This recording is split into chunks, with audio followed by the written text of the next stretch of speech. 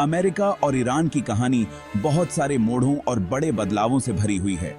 ये सिर्फ सरकारों की कहानी नहीं है, बल्कि लोगों, इतिहास और शांति की उम्मीद की भी बात है। सालों से यूनाइटेड स्टेट्स और ईरान के रिश्तों में कभी दोस्ती के पल आए, लेकिन ज्यादातर समय तनाव ही रहा। इन तनावों ने सिर्फ दोनों देशों का नहीं, बल्कि पूरी दुनिया का भविष्य बदल दिया। असली वजह है आपसी अविश्वास। दोनों देशों के पास इतिहास से जुड़े कारण हैं सतर्क रहने के लिए। उनका टकराव सिर्फ राजनीति का नहीं है, ये सुरक्षा, विश्वास और एक जटिल इलाके में ताकत की लड़ाई का मामला भी है। एक देश का हर कदम दूसरे देश की प्रतिक्रिया लाता है, जिससे शांति बस एक सपना बनकर रह जाती है। ये कभी लोग अक्सर पूछते हैं, ये दोनों देश हमेशा खबरों में क्यों रहते हैं? इसका जवाब आसान नहीं है। इनका विवाद तेल की कीमतों, क्षेत्रीय युद्धों और करोड़ों लोगों की रोजमर्रा की जिंदगी तक असर डालता है। ये कहानी दशकों पहले शुरू हुई थी, लेकिन इसके असर आज भी महसूस होते हैं। इन तनावों को समझने के लिए हमें उस मोड़ से शुरू करना होगा। 1978 की ईरानियन रेवोल्यूशन और उसके बाद क्या हुआ?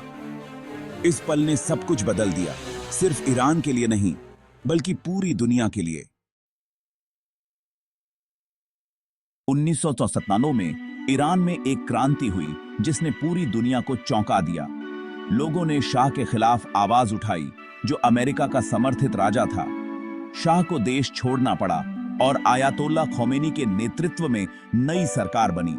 ये सरकार इस्लामी सिद्धांतों पर आधारित थी और अमेरिका की कड़ी आलोचक थी। जल्द ही यूनाइटेड स्टेट्स के खिलाफ गुस्सा चरम पर पहुंच गया। ईरानी छात्रों ने तेहरान में यूएस एम्बेसी पर कब्जा कर लिया। उन्होंने 50 से ज्यादा अमेरिकियों को बंधक बना लिया। 444 दिनों तक ये बंधक रखे गए और पूरी दुनिया बेचैनी से देखती रही। इस संकट ने दोनों देशों के बीच बचा खुचा भरोसा भी तोड़ दिया। यूनाइटेड स्टेट्स ने जवाब में सैंक्शंस लगाए और ईरान को अंतर्राष्ट्रीय स्तर पर अलग थलग करने की कोशिश की। बंधक संकट नए हालात का प्रतीक बन गया, गहरा शक और खुली दुश्मनी। कई अमेरिकियों के लिए इस घटना के बाद ईरान दुश्मन बन गया।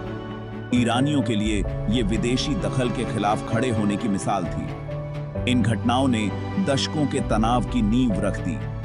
तब से हर कदम क्रांति और एम्बेसी संकट की यादों और जख्मों से जुड़ा रहा है।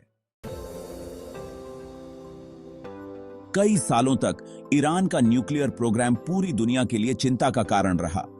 डर था कि ईरान कहीं न्यूक्लियर वेपन्स न बना ले। सालों तक बातचीत चलती रही। आखिरकार 2015 में उम्मीद जगी। ईरान और 6 बड़े देशों, जिनमें यूएस भी शामिल था, ने joint comprehensive plan of action यानी ईरान न्यूक्लियर डील पर सहमति की। इस डील के तहत ईरान ने अपने न्यूक्लियर कामकाज को सीमित करने का वादा किया। बदले में कई सैंक्शंस हटा दिए गए। लोगों को लगा कि इससे शांति और बेहतर रिश्ते आएंगे। थोड़े समय के लिए संभल कर सही, लेकिन उम्मीद थी। बिजनेसमैन ने ईरान में निवेश की सोची और आम ईरानियों ने बेहतर जिंदगी की आस लगाई। लेकिन ये उम्मीद ज्यादा दिन नहीं टिकी। 2018 में यूएस गवर्नमेंट डील से बाहर हो गई, ये कहते हुए कि ईरान भरोसे के लायक नहीं है। सैंक्शंस फिर से लगा दिए गए और तनाव फिर से तेजी से बढ़ गया। ईरान ने जवाब में कुछ न्यूक्लियर एक्टिविटीज फिर शुरू कर दी, ये कहते हुए कि उसे अपने हितों की रक्षा का हक है। न्यूक्लियर डील के टूटने से पुराने डर और नई अनिश्चितता लौट आई। यूएस और ईरान के बीच अविश्वास और गहरा हो गया, जिससे आगे की बातचीत और मुश्किल हो गई। न्यूक्लियर डील के टूटने के बाद यूएस ईरान रिश्ते और भी तनावपूर्ण हो गए। दोनों देशों ने आक्रामक कदम उठाने शुरू कर दिए। यूएस ने सैंक्शंस और बढ़ा दिए, जिससे ईरान की इकोनॉमी को टारगेट किया गया। ईरान ने भी ज्यादा यूरेनियम एनरिच करना शुरू कर दिया, जो वेपन्स ग्रेड के करीब था। मिलिट्री लेवल पर भी खतरनाक घटनाएं हुई। जनवरी 2020 में यूएस ड्रोन स्ट्राइक ने ईरानियन जनरल कासिम सोलेमानी को बगदाद में मार दिया। ईरान ने जवाब में इराक में यूएस बेसिस पर मिसाइल दागे। इन घटनाओं ने दोनों देशों को युद्ध के करीब ला दिया। दोनों तरफ से तीखी भाषा इस्तेमाल की गई। यूएस ने ईरान को टेररिज्म का स्पॉन्सर कहा। ईरान का आरोप है कि यूएस इस इलाके को कंट्रोल करना चाहता है और उसके लोगों को नुकसान पहुंचा रहा है। ऑयल टैंकर्स पर हमले और स्ट्रेट ऑफ हॉर्मूज को बंद करने की धमकियां भी आईं, जो ग्लोबल ऑयल के लिए बहुत जरूरी रास्ता है। हर नया संकट सिर्फ ईरान या अमेरिका में ही नहीं, पूरी दुनिया में डर पैदा करता है। गलती या गलतफहमी का खतरा हमेशा बना रहता है, जिससे हालात अस्थिर रहते हैं। ईरान कहता है कि उसका न्यूक्लियर प्रोग्राम शांति के लिए है, जैसे एनर्जी और मेडिसिन बनाने के लिए। लेकिन देखिए, कई देशों को, खासकर यूएस को, डर है कि ईरान न्यूक्लियर वेपन्स बना सकता है। यही डर दोनों देशों के बीच बहस और कदमों की असली वजह है। ईरान को रोकने के लिए यूएस और उसके एलाइज ने सैंक्शंस लगाए हैं। ये ऐसे नियम हैं जो ट्रेड रोकते हैं, एसेट्स फ्रीज करते हैं और उन कंपनियों को सजा देते हैं जो ईरान के साथ काम करती हैं। मकसद है ईरान पर दबाव डालना ताकि वो अपना रवैया बदले। लेकिन सैंक्शंस का बोझ बहुत भारी है। इससे ईरान की इकोनॉमी को नुकसान होता है और सच कहें तो आम लोगों की जिंदगी मुश्किल हो जाती है। ईरान के लीडर्स कहते हैं कि सैंक्शंस गलत हैं और उन्हें न्यूक्लियर टेक्नोलॉजी का हक है। वे ये भी कहते हैं कि बाकी देशों के पास न्यूक्लियर प्रोग्राम है, लेकिन उन्हें सजा नहीं मिलती।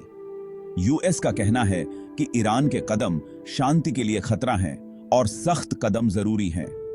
सैंक्शंस और न्यूक्लियर कदमों का यह चक्र चलता ही रहता है। दोनों पक्ष खुद को सेल्फ डिफेंस में मानते हैं, लेकिन नतीजा है और ज्यादा अविश्वास और आर्थिक तकलीफ। यूएस ईरान के तनाव सिर्फ उनके देशों तक सीमित नहीं रहते। पूरा मिडिल ईस्ट इसका असर महसूस करता है।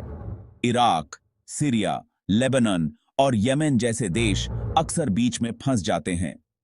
यूएस और ईरान दोनों इन जगहों पर अलग अलग ग्रुप्स और गवर्नमेंट्स को सपोर्ट करते हैं। इससे वहां टकराव और अस्थिरता बढ़ती है। तेल भी एक बड़ा मुद्दा है। पर्शियन गल्फ में दुनिया के बहुत बड़े हिस्से का तेल है। जब तनाव बढ़ता है तो तेल की कीमतें बढ़ जाती हैं। इसका असर इंडिया से लेकर यूरोप और बाकी देशों तक जाता है। सिर्फ अफवाह या धमकी भी ग्लोबल मार्केट्स में घबराहट ला सकती है।